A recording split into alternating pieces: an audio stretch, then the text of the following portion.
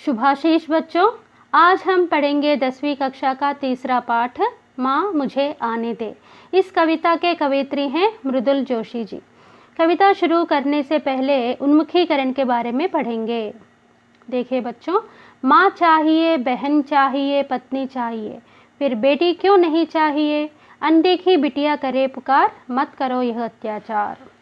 बच्चों, आज के समाज में कुछ लोगों का यह विचार है कि उनके माँ, बहन, पत्नी चाहिए लेकिन बेटी नहीं चाहिए। ऐसा क्यों?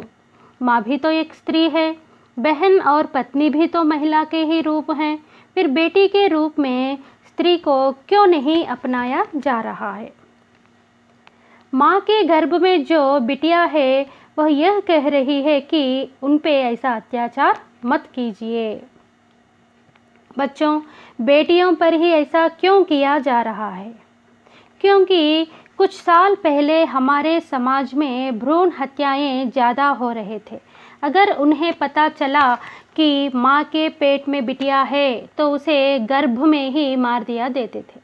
लड़का पैदा हुआ तो प्लस कहकर खुश हो जाते थे, लड़की पैदा हुई तो माइनस कहकर उदास रह जाते थे, क्योंकि लड़की को भी पढ़ा लिखा कर दहेज देकर उसकी शादी करना पड़ता था। दहेज, डौरी, यह एक मेन रीज़न था बच्चों, इसीलिए भ्रूण हत्या करते थे। अब उन्मुखीकरण से संबंधित कुछ प्रश्न दिए गए हैं, उन्हें देखेंगे। पहला प्रश्न, अनदेखी बिटिया क्या कहती है? अनदेखी बिटिया यह कहती है कि बेटियों पर अत्याचार मत करो। दूसरा प्रश्न, इन पंक्तियों से क्या संदेश मिलता है?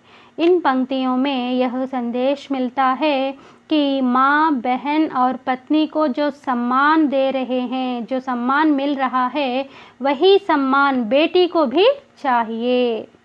नारी के बिना, तीसरा प्रश्न देखो बच्चों, नारी के बिना समाज की कल्पना असंभव है। इस पर अपने विचार बताइए। अब इस प्रश्न का उत्तर कुछ इस तरह से है, देखो। यह बात सही है कि नारी के बिना यह समाज को इमेजिनेशन करना भी बहुत ही इम्पॉसिबल है। स्त्री प्रकृति है, स्त्री के बिना पुरुष नहीं है। हर पुरुष के जीत के पीछे एक स्त्री का हाथ होता है। समाज के निर्माण में जितना पुरुष का रोल होता है, पात्र होता है, उतना ही स्त्री का भी।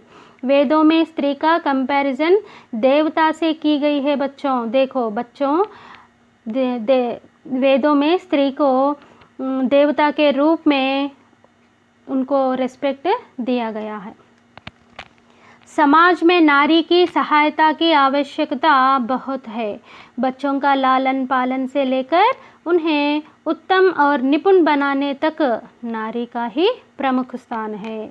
इसलिए हम कह सकते हैं कि नारी के बिना समाज की कल्पना असंभव है। अब रहा इस पाठ का उद्देश्य। विद्यार्थियों को स्वतंत्र कविताओं से परिचय कराना है।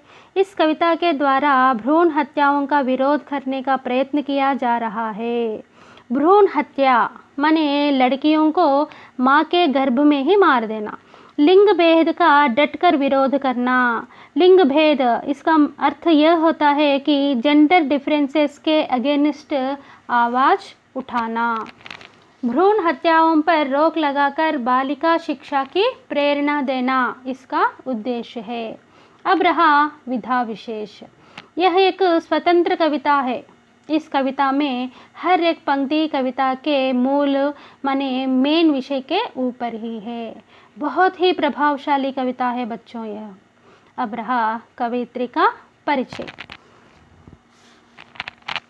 कवयित्री मृदुल जोशी का जन्म सन 1960 माने 1960 में उत्तराखंड के काठगोदाम में हुआ। इनकी रचनाओं का मुख्य विषय नारी चेतना व सम समाज का निर्माण है। इनकी चर्चित रचनाएं समकालीन हिंदी काव्य में आम आदमी, गुम हो गए, अर्थ की तलाश में, शब्दों के क्षितिज से, इन दिनों आदि इनकी प्रमुख रचनाएं हैं। अब कविता पढ़ेंगे। माँ मुझे आने दे। डर मत आने दे। फैलूंगी तेरे आंगन में हरियाली बनकर, लिपटूंगी तेरे आंचल में खुशबू बनकर। मेरी किलक और ठुमकती कदमों में घर का सन्नाटा बिखर जाएगा, जो पसरा है पिता के दंभ, भाई की उद्दंडता के कारण सदियों से। इस स्टैंजा का भावार्थ समझने से पहले कुछ कठिन शब्दों के अर्थ को देखेंगे। देखो बच्चों, डर फियर, फैलना टू स्प्रेड, आंगन the open place with in the house, हरियाली ग्रीनरी, आंचल माने पल्लू, खुशबू फ्रैग्रेंस, घर हाउस, किलक ये साउंड ऑफ जॉय, ठुमक the act of walking in a grace manner, Kadam a step, सन्नाटा खामोशी क्वाइट, पसारना टू स्प्रेड, दंभ प्राउडनेस, उद्दंडता अरेगेंस, सदी सेंचुरी। अब रहा इस पहला स्टैंजा का भावार्थ। माँ के गर्भ में जो बिटिया है वह अपनी माँ से इस तरह से कह रही है कि माँ तू डर मत, मुझे आने दे, मुझे बाहर आने दे, मैं तेरे आंगन में हरियाली बनकर फैलूंगी। आंगन में मतलब कि हम अपने घर के सामने जो खाली जगह होती है तो हम क्या करते हैं बच्चों, फूलों के पौधों को लगाते हैं ताकि हमारा घर बहुत ही सुंदर दिखाई दे। उसी तरह बिटिया कह रही है माँ से कि मैं ग्रीनरी को स्प्रेड करूँगी माँ, बहुत ही सुंदर दिखूँगी।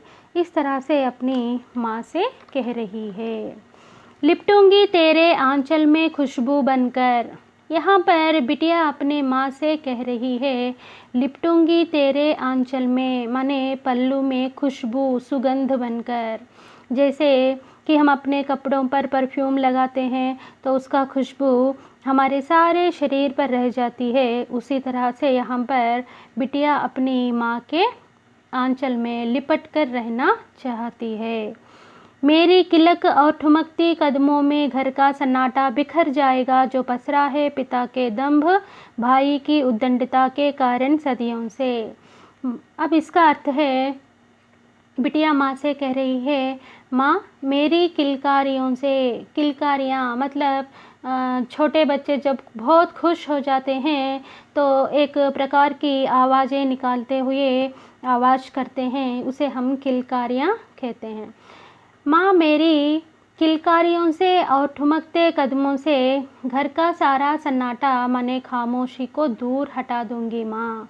ठुमकते कदम, इसका मतलब है कि जब छोटे बच्चे चलना सीखते हैं तो किस तरह से चलते हैं, गिरते उठते स्टेप्स डालते हैं ना, तो उसी तरह से जब बच्चे ठुमकते कदम डालते हैं तो हम लोग बहुत ही खुश हो जाते हैं।